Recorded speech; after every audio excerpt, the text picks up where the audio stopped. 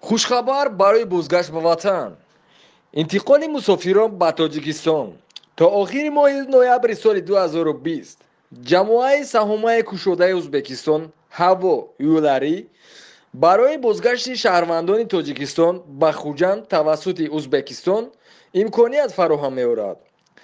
парвозхо аз Москав ва Санкт-Петербург ба Тошканд тавассути парвозхои хавопаймо сурат мегирад. пайдоиши кафолатнокии сарҳад. нарх аз Санкт-Петербург аз 42300 рубл, аз Москав аз 38800 рубл. Санкт-Петербург аэропорт Пулково ошонаи 2 кассаи рақами 20. телефонҳо барои тамос +7 937 590 02 40. мусофирони парвозе ки ба самти Точикистон мерафт ба автобус Узбекистон имконият фарохам меорад.